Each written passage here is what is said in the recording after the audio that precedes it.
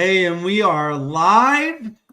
LJ, is it Poxy? Is it Posi? Is it Pochi? Oh, you nailed the Hungarian pronunciation. Is Pocsi. However, it has been Americanized to Posse. Like me and my posse, my sheriff's posse. That's me. Okay, so we're here with LJ Pocsi. That was not staged very much ahead of time. I did blunder into that.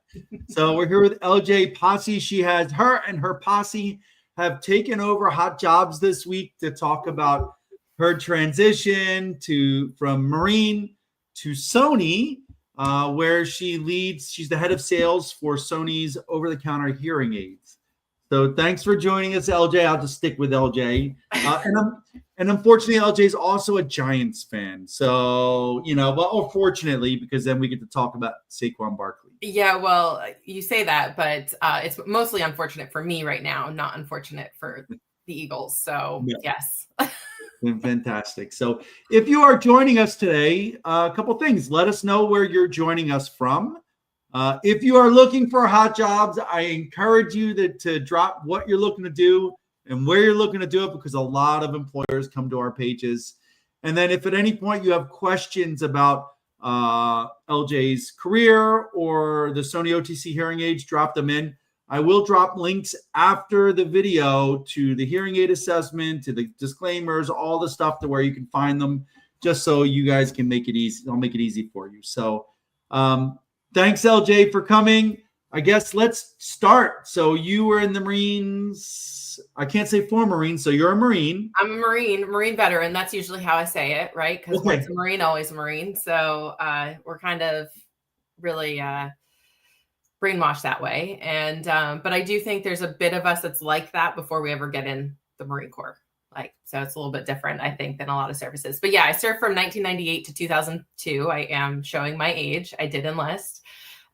So I did that, going in thinking that we'd never go to war again and nothing would ever happen. And I would just have more money for school afterwards. I had more money for school afterwards, but a lot happened while I was in. So absolutely.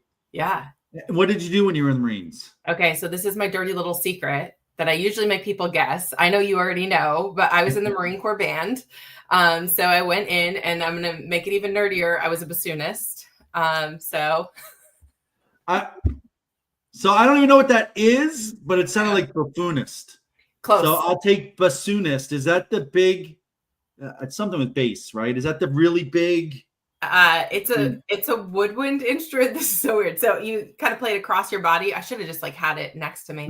You play it across your body, and there's something called a bocal that comes out and goes like this, and you put a double reed on the end, and you play it. It's mostly an orchestral instrument. So they did let me play cymbals one time in the block. So I got to go out and march and clap my hands and walk. And apparently I'm not that capable of that. So they kicked me out of the block and wouldn't let me play percussion anymore. And so I ended up being, I won't say the word, I don't know if this is G-rated, but I did everything else. I stood duty. I did admin. I did training. I did logistics. I know what word you were going to use. Yes. Don't use that on a live session. I'm not going to, but yeah. So it was interesting. I got exposure to a lot of really cool things and experiences. Still on my list of things I've ever done in my life. It was in the top 3 easily, if not number 1. And it's because I learned. I was way too social, as you'll see in this conversation, to be stuck in a practice room, practicing all the time to perform. I love performing, but practicing for that was not for me. So, and I think the thing about the Marine Corps is there's no real easier or harder, because you go through all the same Marine Corps basic and everything else, right? You're a Marine. Yeah, for becoming a Marine, right? So it's just like if I was in admin or logistics or even on the flight line, I did all of the basic training. I was a Marine. My band actually deployed about 3 months after I got out, and they went overseas then. And so yeah, so it was what did they do? Did they deploy to play music, or did they do the wartime mission of guarding prisons or something? Yeah. Well, yes. So they follow the general. So they go where the general goes, and then they also have the morale aspect of things that they have to. No kidding. Yep. Wow, I didn't know that really happened. Yep. Well, that's kind of cool. Yeah. And for many, they would say it's cool that it happened after you got out. So, fun times to deploy back then. Yeah. Yeah. I mean, it's a mixed bag, right? As a Marine, you want to be a part of it and you want to be a part of the fight. However, it didn't line up that way for me. So we've got a Tyler that says, I know her. Do you know who Tyler is? Oh, yes, I know who Tyler is. So Tyler he's a Air Force guy. Yeah. What is there's a quote from a movie where like, I know him. So I think it might be from like what's that movie with Ben Stiller and I feel like I'm taking crazy pills. Zoolander. Oh, okay. It's been a long time since I've seen that one. Wow. But yes, okay, Tyler is my better half, so he had to say that. There you go. All right. Well, tell Tyler you need to make his profile public so we can get more information on him. But we've got Maria joining us as well, and we've got Rodney saying he's joining from Chesapeake, Virginia. So thanks for joining us, especially you, Tyler, though we know you had to be here. So all right, so you get out in 2002 from the Marine Corps. Yeah. It's from Elf. Look at that. Kevin came in with the save. Oh, right. Yeah. Santa. I know him. Kevin, you are money. Thank you. Yes, thank you. So, all right. So you get out of the Marine Corps, 2002. What's next? It was an easy transition, right? Because the band goes right into regular jobs, right? Yeah. Well, so we don't have the time for all of the details of this transition because, as I said, it was 1998 to 2002. But I went from the Marine Corps. I like any good enlisted Marine, I found a husband and a baby really soon. And so I got out while I was pregnant. And so we ended up moving to North Carolina after a little while. And I started school. So I went to school shortly after my son was born. I went to school, went kind of back and forth with school, but then I was trying to open up my own business. And I was going through the SBA to try and create a business plan and get funding. And I was struggling to get the funding. And then somebody asked me to be their business partner in a coffee shop. So I go from going to school, stay-at-home mom, to being a business partner in a coffee shop. And so it was a double drive-through kiosk at Camp Lejeune. And so did that for, I don't know, a year and a half. And then we got orders to Okinawa. I moved to Okinawa. And then I started working for the University of Oklahoma. And I had 3 different jobs there in a year period. So it was really fast with turnover and things changed. Mm-hmm. And then that actually, they ended the contract with the University of Oklahoma. So I ended up becoming a family readiness officer in the Marine Corps for one of the units, an intel unit. And I loved doing that, enjoyed that job quite a bit. And then we moved back to San Diego. And then in San Diego, I became a family readiness officer again. I got to be a part when the Marine Corps was part of the 202 Plus Up. They were growing. I got to be a part of one of the brand new units. And really, it was a unit from Vietnam that they brought back. And so it was a 46 unit that became an Osprey unit. And I was a family readiness officer for that. So I'm a plank owner for the Pale Horse 561, for anybody who knows them. Whoop, whoop. Hold on. Yeah. What is a plank holder? Oh, a plank owner is somebody who is part of the founding plank owner. Yeah. So you walk the plank. You own like one of the planks from the ship. Well, it is a naval term. I didn't think about that talking to my Army friend here. I don't go in the water that much. Yeah. So it's you're basically one of the founders of the unit. So if a unit is brand new, you're considered a plank owner when you're some of the first in the unit. So yeah, so I am a plank owner for the VMM 561 Pale Horse. In that same period of time, the government started to reduce the Marine Corps. And so I got laid off. And at the time, I'd gone through a big health transformation. And so I decided to not go into the family readiness world of things and to instead go into fitness. And so I got my certifications and started my own fitness brand. My son was young. He was school age. I was getting him back and forth. His dad was deployed a lot.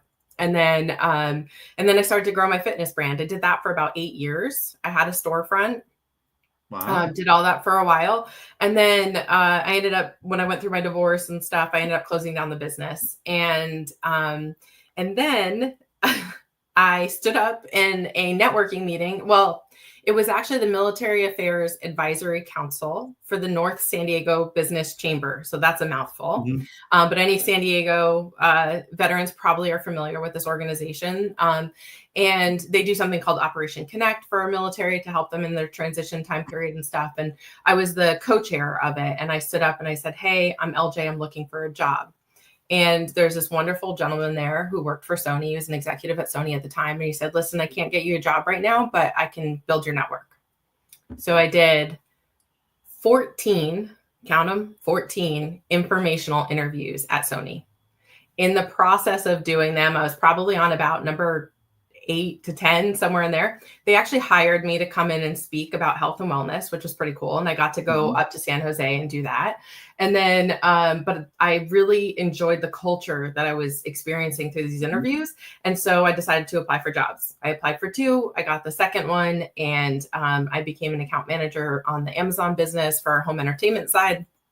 And a wonderful boss who really was like, I know you don't have the formal experience, but you have plenty of experience. And 6 months into that job, he said, wow, you crushed the goals that I had for a year. So we have to reset new goals. And so I learned a ton. And then I got the opportunity to move into this role just over a year ago. So it's a lot. Before you go into the new role, I want to just go over and touch a few points. So, one, you would have never gotten the opportunity if you hadn't done all those informational interviews. So that helped you understand the culture, the mission, how they're formed, and it made impressions on the people that you were supporting. So that's a lot of work for people. I mean, that's probably 14, 15 hours of work with no guarantee you're going to get a job. And someone said, I can't get you a job. I'll help with the network. You leaned forward and made it happen. So I really appreciate that. And second, I'll say that, opportunity comes from volunteering and doing more. So you've got your work there, you've got all the things you think about it. You had 2 businesses. You learned sales. You had to, otherwise the businesses wouldn't have existed. Right. And so I think it wasn't hard for that individual to see, hey, you're a high performer. You put in the work. You do have sales experience, I need to sell to live experience, right? Yes. Which I don't think you can replace. And so, I really like to see whenever you look at a successful executive and you look back and you can see how all of that, it may not have been, it would never be a straight line, but all of that, hey, come speak to us in health and wellness. Yeah. Right. Yep. Well, then you're a known name now on a brand that fits under the health and wellness umbrella. Yep. It all just, to me, it's check, check, check, check, check. It took, you were supposed to be here. Yeah, it absolutely is a journey of every step unknowingly led to the next step, if you will. Right. And I think that's everybody's journey. It's just how much we put into it to get out of it. And I will say that, I think that probably any veterans that are listening, you and I have discussed this before as well, but that sense of service matters. Yeah. And when you have served your country, when you've served on that level, you really have a different kind of perspective and understanding, and you're searching for purpose.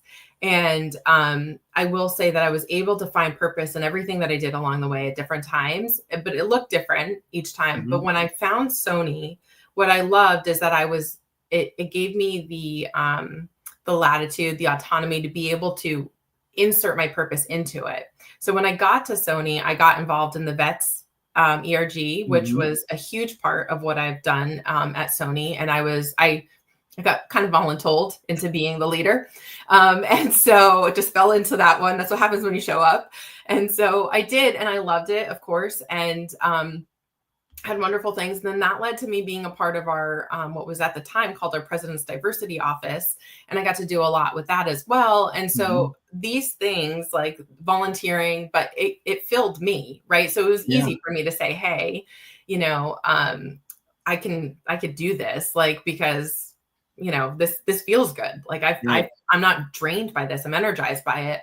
And so I would do all of these things, and then that makes me more known in the company too, right? And gives me more opportunity again and again. So I just think I think I work for the greatest company in the world. So I love them, and I really am grateful that I get to continue to grow and learn with them.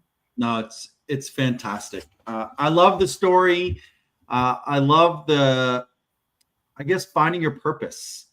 Like if you find something you're passionate about, if your work aligns with your purpose and it fills your cup, it doesn't feel like work. It makes it easier to be a high performer because you're doing something you love as opposed to just finding a job. Yeah. And then it drains you, right? So the goal should always be to fit, and it may not always be there. Sure. But I think the goal should be to try to find something that aligns with either your lifestyle, your passion, something that doesn't feel so much like work. Because in the military, we did 80 hours a week like it was nothing because it was life. Like it's not a job, it's 24/7. Right. So, but we also get out of the military, and sometimes, it takes its toll on us, sometimes physically, sometimes hearing wise. I remember one time I fired my M16 and I forgot to put my hearing protection in. Yeah. Oh my goodness, did that ring? Yeah. Like, so, that's not ever going to happen again. Yeah. And then, that's good. Yeah. You had the wisdom to do that. I learned from a lot of mistakes very quickly. Yes. So, and then I didn't even know. So and I did a post yesterday about this. You guys sent a free sample. I gave it to my best friend who in basic training, he was in basic training, but they were doing the grenade throw for the Army. And the person next to him just basically like threw it at the wall in front of them and it rolled down. And the drill sergeant grabbed him and threw him into the pit and fell on top of him like true hero. Yes. And then they said, if you report this, you're probably going to get kicked out of basic training for a medical discharge and you'll never serve in the Army. And so he's like, well, okay. And he was fine, but he wasn't fine. And years later, he realized that he was pretty much going almost completely deaf in 1 year. Like he was really bad hearing in 1 year. And he's got a wife and 2 young children. And he's like been turning the good ear towards people a lot. Yes. And he's was never willing to go get like hearing aids, if that makes sense. There's always a reason. Yeah. Like he went to the VA to get his disability, and they're like, there's no records of any of this. Yeah. And so you send him, and him and his wife and his kids were over my house, and I'm like, here. And I told his wife, I said, make sure he uses them. And that photo and the conversations we had afterwards, the first time he put it in, he called me. He's like, I can hear. Yeah. I just got chills. Like, he was like, and he's like, now I can also hear people breathing 20 feet from me. Yeah. So I've got to adjust it. But he was like, I'm not, like the emotion in his voice is like, I didn't realize how much this was impacting my life. And then Justin Pearson, same thing. You guys gave our CEO a tester, of the C20 series, and Justin has had incremental hearing loss over the years from his time serving. And we gave him to him, and he did a post and was like, he works from home, so he always hearing, he has the hearing like headphones and all. But whenever he left his house, he was always incredibly uncomfortable because there was too much. Yeah. And everything would drowned out. So when he put those in, he's like, every time he leaves the house now, he puts those in. I know, it's so cool. And it's changed his life. And, and they said there's an like it takes a while to get used to it and to work on the settings and everything else like that. But like they were a life change. So can you talk to us about like, Sony over-the-counter hearing aids? Like, why do over-the-counter? Let's start with that. Yeah. Why do over-the-counter hearing aids? Why are they needed? Yeah. So in 2022, the FDA changed the regulation to allow for over-the-counter hearing aids as an option to make them more affordable and accessible. I mean, we can go as simple as the cost for the affordability side of it, but even accessible as far as like if you live in a remote area, you might not have an audiologist or an ENT within, an hour or two drive. And so this is a great way to have the access to that and still be able to get the help you need sooner.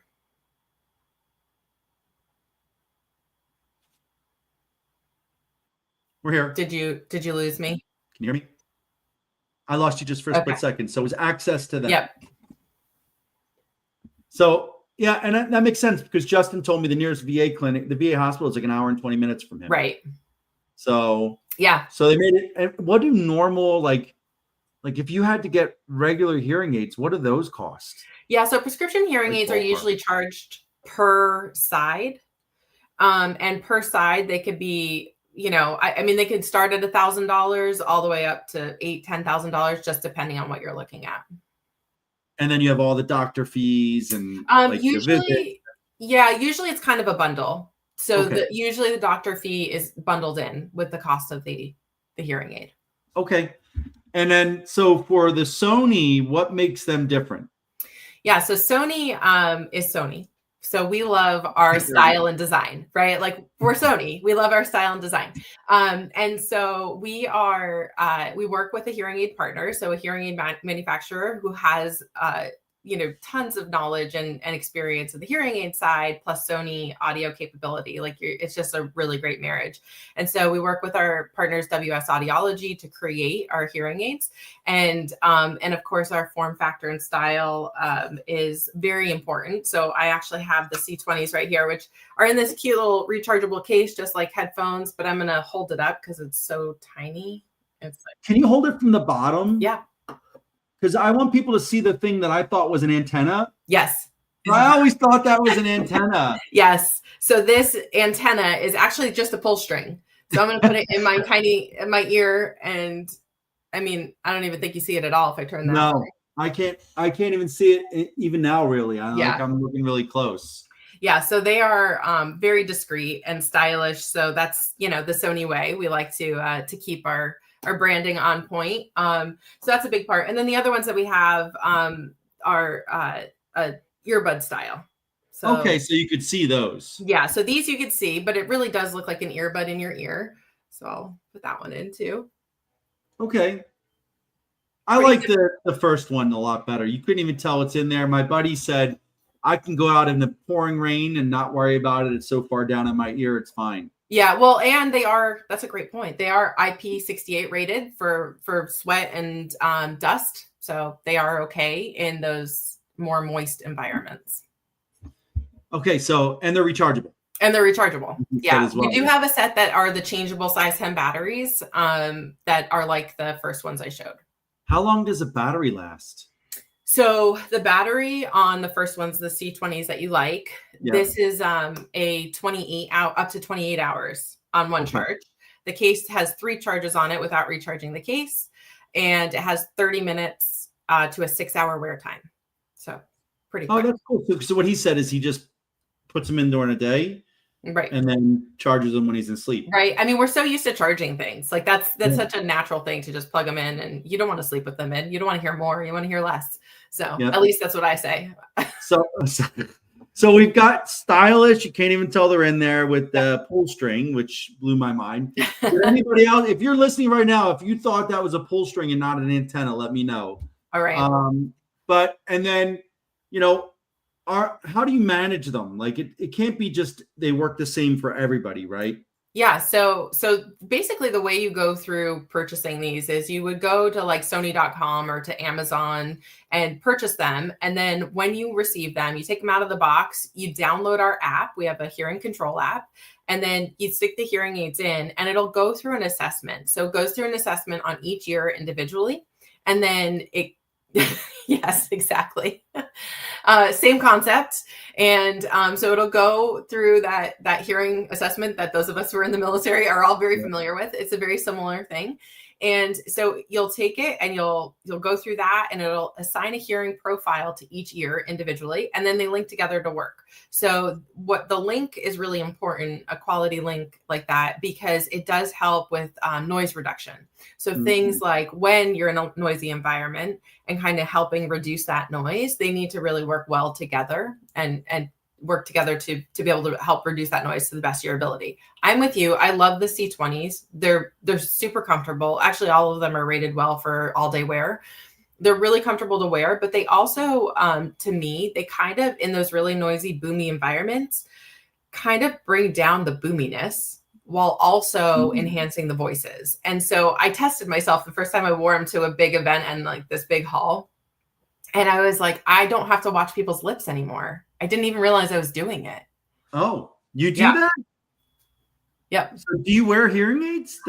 So in noisy environments, sometimes I will put them in. Wow. I have mild hearing loss. I was a musician, so there's that, but as well as the Marine Corps. But yeah, so I do have some mild hearing loss, and I will wear them. I was actually at an event the other day, actually for the Air Force. We were supporting Warrior Games for them, and they were on a microphone, and I was like, oh, and I didn't bring my bag that had my hearing aids in it. And I was bummed because I was having such a hard time, like actually understanding the words. Right.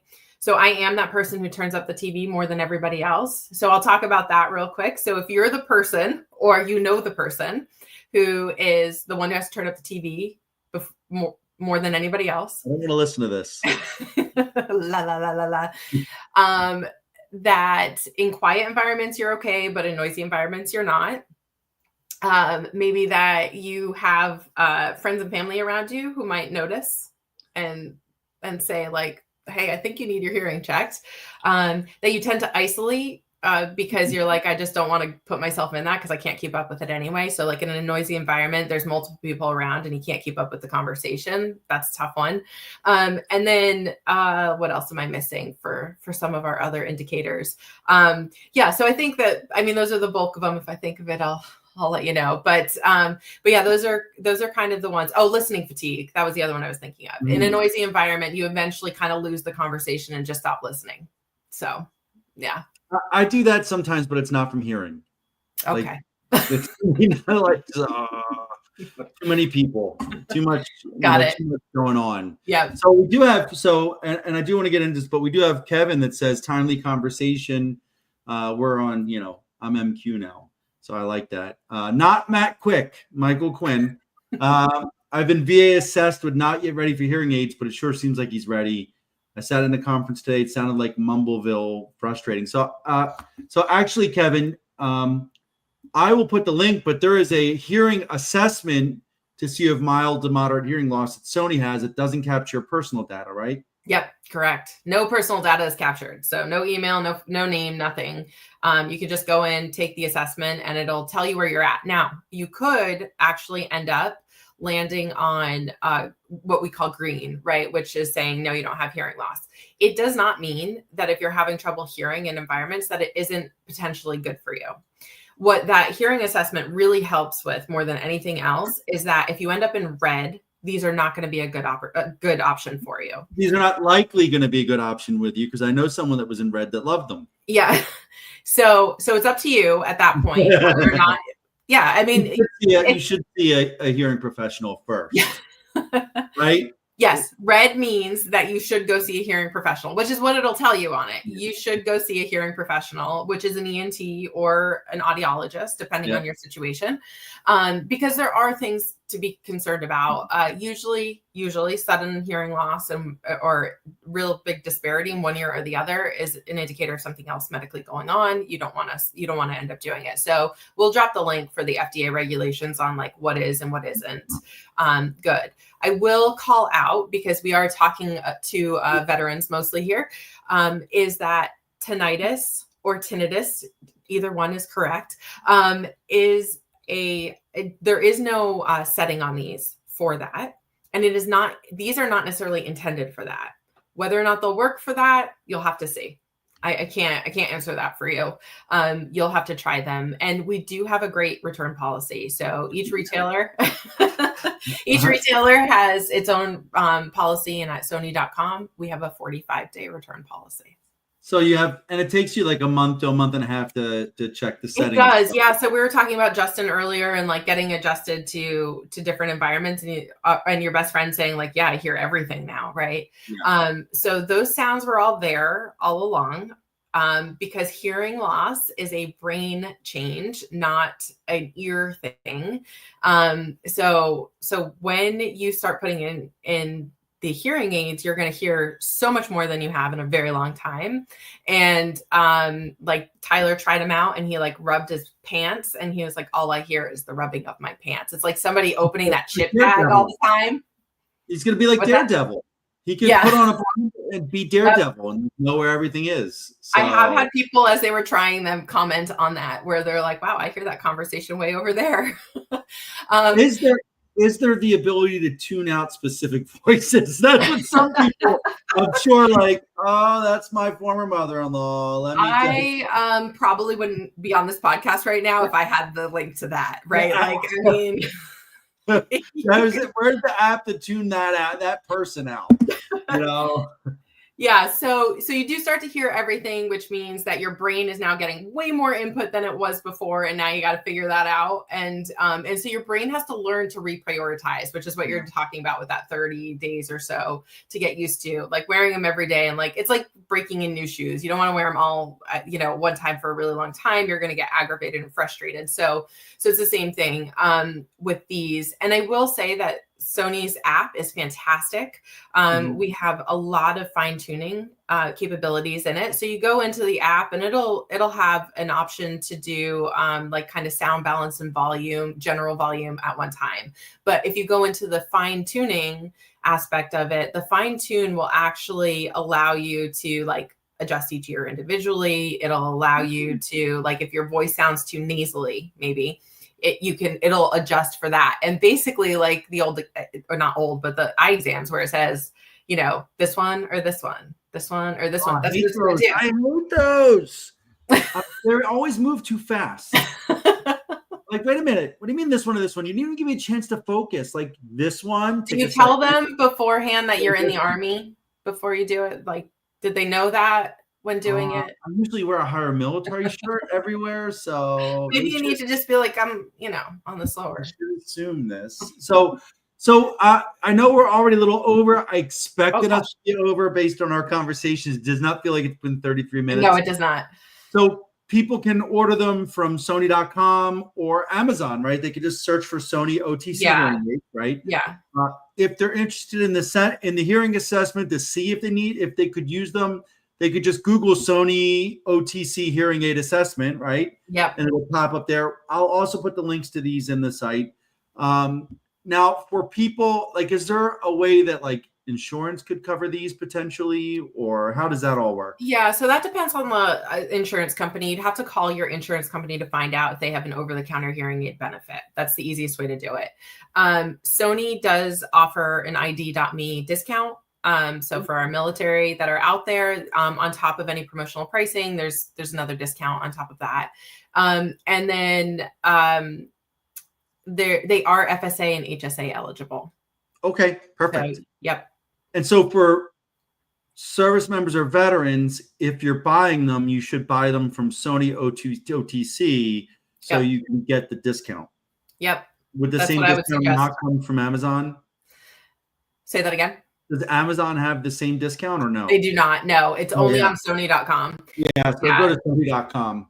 Yeah, sure. The one benefit to checking out at Amazon, that if you are using FSA, HSA, you can use your card in that moment, where Sony, because you have to, the retailer has to have eligibility for the FSA, HSA cards. And since we sell electronics, not healthcare items, we don't have that capability to check out with that. You'd have to submit it later. Okay, so if you're using your HSA, FSA, maybe you want to use Amazon. Yeah. I'm not telling you to do that. No, it may be amenable because you can just use your card right there. If you're buying them yourself because you want something that's sleek, stylish, and vastly improves your quality of life, you should buy them from Sony.com so you can get that nice discount. Perfect. That's what I would suggest. Absolutely. Well, LJ, any final, like anything else you want to add? Anything think would be important for people to know? I think the last thing that I just didn't get to say at the very end there is that we have a Sony Hear team that provides unlimited free support. So if you have any problems whatsoever with them, that's the way to go. And it's important to them for them to work because it's a long-term, yes, lifestyle change. So yeah, you can use them all the time. There's no limit to how often you can call them. And so I will add, I spent 2 years in Japan. That was one of my most favorite assignments. That was where I was a CSM, and I did a lot of engagements with the Japanese, Japan Self-Defense Force, the people. And so I will always be a fan of Sony. I know I've mentioned this before, just everything being so like detailed, precise, like not overstated, functional, like they think about everything. It's detailed, right? And I've got 2 friends that have just, basically, shared that from their experiences separate. So thank you for joining us today, LJ. Thank you for, I've had so many people reach out and say, I never thought. And we've got Kevin that reached out as well and said, he thinks it might be the time. Yeah. Thank you for educating all of this. And if people want to learn more from you, can they reach out to you on LinkedIn? Please do. Yep. I'm the only LJ Pocsi you'll find. And it's spelled Pocsi. Oh, nice catch. Nice catch. All right. Thank you, LJ. Thank you, everyone. All right. Bye. Bye.